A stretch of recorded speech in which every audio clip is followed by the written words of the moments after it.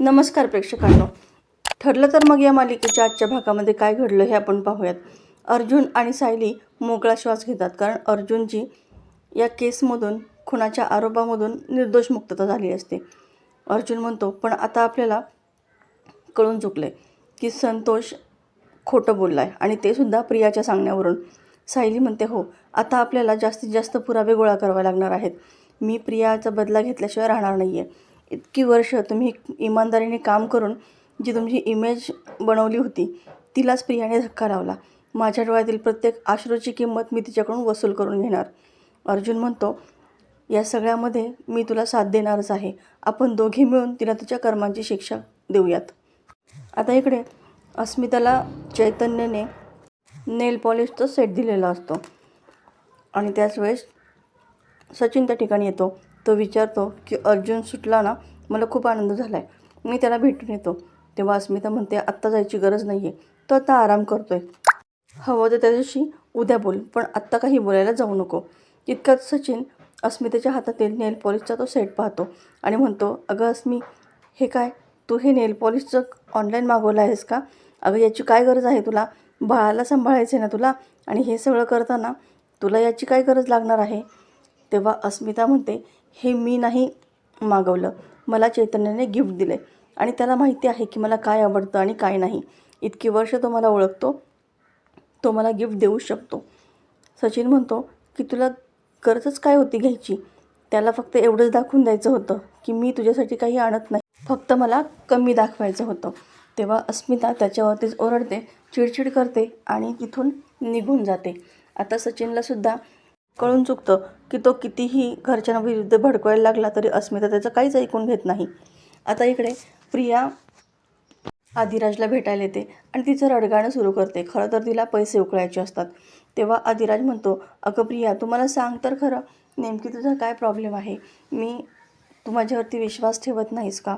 मी तुझी सगळे गाऱ्हाणे ऐकून घ्यायला तयार आहे, फक्त तू विश्वासाने मला सांग तरी. प्रिया म्हणते, अरे आता कोणत्या तोंडाने सांगू तुला? माझ्या डोक्यावरचं छप्पर जायची वेळ आली आहे. माझा नवरा हा माझ्याशी असं वागतो, त्यामुळे मी माझं घर घाण ठेवलं होतं, आईवडिलांकडेच राहत होते, आणि आता माझ्या डोक्यावरचं ते छप्पर जायची वेळ आली आहे. आदिराज म्हणतो, किती कर्ज आहे असं तुझ्यावरती? मी सगळं फेडू शकतो, माझ्यासाठी ती रक्कम काहीच नाही आहे, तू फक्त रक्कम बोल. प्रिया म्हणते, नाही रे, माझं तुझ्यावरती प्रेम आहे. मग कोणी जगातील लोकांनी असं नको म्हणायला की याच्या पैशासाठी मी तुझ्यावरती प्रेमाचं नाटक करते, म्हणून मला तुझ्याकडून आणखी पैसे नाही घ्यायचे. तेव्हा आदिराज म्हणतो, तुझ्या डोळ्यातील हे पाणी मला अजिबात बघवत नाही आहे, आणि तुझ्या चेहऱ्यावरच्या स्माईलसाठी मी काहीही करायला तयार आहे. तू फक्त आकडा तर बोल, किती कर्ज आहे ते? प्रिया म्हणते, 5 लाख. बघ, मी म्हटलं होतं ना, खूप मोठी रक्कम आहे नाही. आदिराज म्हणतो, अगं ही रक्कम माझ्यासाठी काहीच नाही आहे. मी आत्ता तुला कॅश नाही देऊ शकत, पण तुला मोबाईलवरती ट्रान्सफर करू? आणि तो लगेच क्षणाचाही विलंब न करता प्रियाच्या अकाउंटवरती 5 लाख रुपये ट्रान्सफर करतो. प्रियाला तर धक्काच बसतो आणि ती मनामध्ये विचार करते, मी तर मातीच खाल्ली. याला 15 लाख म्हटलं असतं ना, तरीसुद्धा त्याने 15 लाख मला दिले असते. पण हरकत नाही, अर्जुन आणि सायली माझ्याबद्दल जे काही पुरावे गोळा करतायत ते सध्या जाणून घेण्यासाठी एवढे पैसे मला पुरेसे आहेत. नंतरच्या नंतर बघता येईल. आता ही मनातल्या मनात खूप खुश झालेली असते, आणि हे सगळं आदिराज नोटीससुद्धा करतो. आदिराज मनातच म्हणतो की प्रिया, तू खूप खुश झाली असशील ना की तुला हे एवढे पैसे मिळाले, पण मी मुद्दामच तुला ऑनलाईन पेमेंट केलं आहे, जेणेकरून माझ्याकडे पुरावा राहील की तू माझ्याकडून पैसे घेतले होतेस. तिथे असणाऱ्या कॅमेऱ्यामध्ये हे सगळं शूटही होत असतं. आता जेव्हा प्रिया घरी निवांत बसलेली असते, तेव्हा अश्विन तिच्यासाठी कॉफी घेऊन येतो. माझी बायको किती आता काम करते ना, त्यामुळे तू अशी रिलॅक्स कधी बसलेली मला दिसतच नाही, म्हणून म्हटलं चला तुझ्यासाठी कॉफी घेऊन जावी. तेव्हा प्रिया तिचंच काम कसं श्रेष्ठ आहे आणि कशी ती या सगळ्या कामामध्ये बिझी आहे हे दाखवून देण्याचा प्रयत्न करते. आणि हा भोळा अश्विन प्रियाच्या प्रत्येक गोष्टीवरती विश्वास ठेवू लागतो. आता अश्विन म्हणतो, तू सुद्धा रिकामी आहेस आणि मलासुद्धा आज कुठे ऑफिसला, हॉस्पिटलमध्ये जायचं नाही आहे. आपण दोघीही लंच डेटला जाऊयात का? आणि आपल्याकडे इतका वेळ आहे की त्यानंतर आपण मूव्हीलासुद्धा जाऊ शकतो. तेव्हा प्रिया मनातच म्हणते, या अश्विनसोबत बोरिंग टाईम स्पेंड करण्यापेक्षा मला तर अर्जुन आणि सायली काय शोध लावत आहेत याच्याकडे जास्त लक्ष द्यायला हवं. पण आता याला नाहीतरी कशी म्हणू. हा हुकमाचा इक्का नाराज होऊन चालणार नाही. सुभेदारांच्या तिजोरीची चावी आहे ही माझ्यासाठी. आणि मग ती हसतच म्हणते की अरे जाऊयात ना. अश्विन म्हणतो इतका वेळ का लावला पण मग तू सांगायला.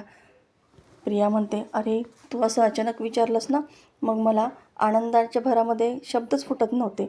आता त्याला खूप आनंद होतो आणि दोघेही जायचा प्लॅन बनवतात. आता इकडे अर्जुन आणि सायली केसबद्दल डिस्कशन करत असतात. त्यावेळेस अर्जुन म्हणतो की आपल्याला संतोषला भेटावंच लागणार आहे. त्याचं नेमकी काय बॅकग्राऊंड आहे याचीसुद्धा आपल्याला सगळी माहिती काढावी लागणार आहे. अचानकपणे त्याने प्रियाच्या बोलण्यावरून साक्ष फिरवली हे मात्र नक्की झालं आहे.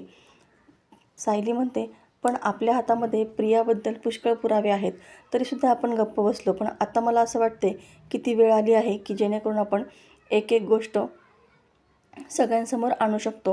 प्रियाचं खोटं सर्वांसमोर आपण आणायलाच हवं. कारण आपल्या हातामध्ये फक्त DNA रिपोर्ट नाही आहेत आणि त्याचीच आपण वाट पाहतोय. पण DNA रिपोर्ट सोडले तर आणखी बरंच काही आहे की ज्याची आपल्याला प्रियाच्या विरोधामध्ये मदत होणार आहे. आपण हळूहळू एक एक तिचा अपराध सर्वांसमोर आणूयात. सगळ्यात पहिले तर आपण अश्विन भाऊजींसमोर तिचा काळा चेहरा आणूयात. म्हणजे प्रियाचं लक्ष उद्या नेमकी आपण दोघं तिचं कोणतं रूप जगासमोर आणू याच्याकडे असेल.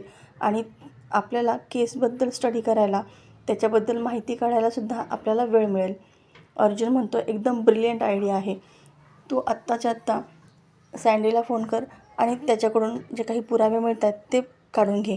आणि मी आदिराजला कॉल करतो आणि त्याच्याकडचे पुरावे मिळवतो.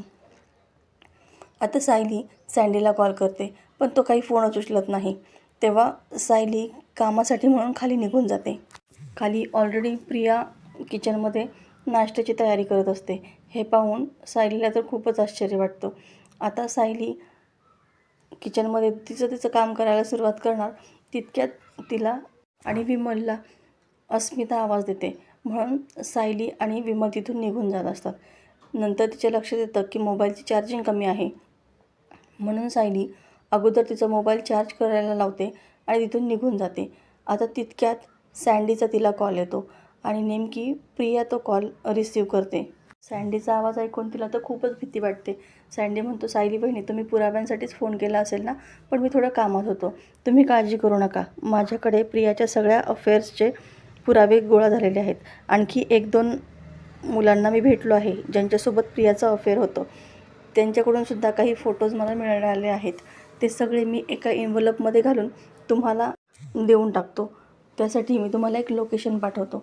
त्या लोकेशनवरती तुम्ही पुढच्या अर्ध्या तासामध्ये या आणि ते एन्व्हलप माझ्याकडून घेऊन जा. आता हे सगळं प्रिया ऐकते आणि खूपच घाबरते. अर्जुन सायलीने माझ्या कोणकोणत्या अफेअर्सबद्दल माहिती काढली असेल ती आता मनातून चांगलीच घाबरलेली असते. सँडीपर्यंत सायली पोहोचण्या अगोदरच मला सँडीला गाठायला हवं आणि ते पुरावे नष्ट करायला हवे असं ती मनातल्या मनात विचार करते. आता तितक्यात सायलीच्या मोबाईलवरती सँडी लोकेशन सेंड करतो.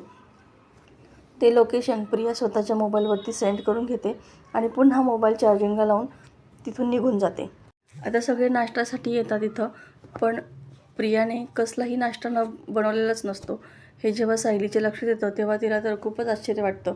कारण ती म्हणालेली असते की मी नाश्ता बनवते आणि ती तर तशीच निघून गेलेली असते. आता सायली घाईघाईने सर्वांसाठी नाश्ता करायला लागते. तितक्यात प्रिया पर्स वगैरे घेऊन बाहेर जाताना दिसते. अश्विन तिला थांबवतो. तेव्हा ती इमर्जन्सी आहे असं सांगते. अर्जुन म्हणतो अश्विनला इमर्जन्सी आहे हे समजू शकतो कारण तो डॉक्टर आहे, पण फॅशन डिझायनरलाही इमर्जन्सी असते का? तेव्हा सायली विचारते तू कुठे जॉब करतेस गं? तुझ्या कंपनीचं नाव काय? तेव्हा प्रिया चांगलीच घाबरते पण ठामपणे उत्तर देते. पर्समधून एक कार्ड काढते आणि सांगते की या ऑफिसमध्ये मी काम करते. आणखी काही शंका आहेत का तुम्हाला? नेहमीप्रमाणेच अश्विन तिची बाजू घेतो आणि तिला जाण्यासाठी परवानगी देतो. तशी प्रियासुद्धा लगेच तिथून निघून जाते. आता अश्विनसुद्धा फोनवर बोलत बाजूला जातो. तेव्हा कल्पना म्हणते या मुलीने तिचा आहे तो जॉब व्यवस्थित केला म्हणजे मिळवलं. म्हणजे ही अगोदर काहीच करत नव्हती पण आता हे काम तिने टिकवलं पाहिजे. प्रताप म्हणतो अगोदर तिच्या डोक्यामध्ये काहीच नसायचं, त्याच्यामुळे ती नको ते उपद्व्याप करायची, कारस्थानं करायची. पण आता काहीतरी तिचं डोकं कुठेतरी गुंतलं आहे याचंच समाधान आहे. नवीन कारस्थान तरी नाही करणार ती. आता अर्जुन सायलीला बाजूला बोलवून घेतो आणि प्रिया नेमकी आदिराजला भेटायला गेली आहे का हे कन्फर्म करण्यासाठी तो आदिराजला कॉल करतो आणि आदिराज सांगतो की हो, तसं आमचं ठरलं आहे, दुपारी आम्ही भेटणार आहोत. तेव्हा अर्जुनचीसुद्धा खात्री होते की ती आदिराजलाच भेटायला गेलेली आहे. तो तसं सायलीला सांगतो की ही एमर्जन्सीचं नाव करून आदिराजलाच भेटायला गेलेली आहे. तर प्रेक्षकांनो, येणारा भाग अतिशय रंजक आपल्याला पाहायला मिळणार आहे. ईश्वरी आणि काव्या ऐनवेळी येऊन सँडीची मदत करतात आणि त्याच्याकडचे पुरावे वाचवतात. पण पुढे आपल्याला असंही पाहायला मिळणार आहे की प्रिया त्याच्याकडून सुद्धा ते पुरावे काढून घेते आणि ते जाळून टाकते. स्वतःशीच म्हणते की मी तन्वी आहे आणि शेवटपर्यंत तन्वीच राहणार. इकडे अर्जुन आणि सायलीचा फुलप्रूफ प्लॅनही झालेला असतो की घरच्यांसमोर अगोदर सँडी येईल, आदिराज येईल आणि मग ईश्वरी आणि काव्या येतील. पण या सगळ्याचा पुढे काय होणार आहे हे सगळं पाहणं अतिशय रंजक ठरणार आहे. अशाच मालिकेच्या नवनवीन व्हिडिओ अपडेटसाठी चॅनलला सबस्क्राईब करा. नोटिफिकेशनसाठी बेल आयकॉन अवश्य दाबा. व्हिडिओ पाहिल्याबद्दल धन्यवाद.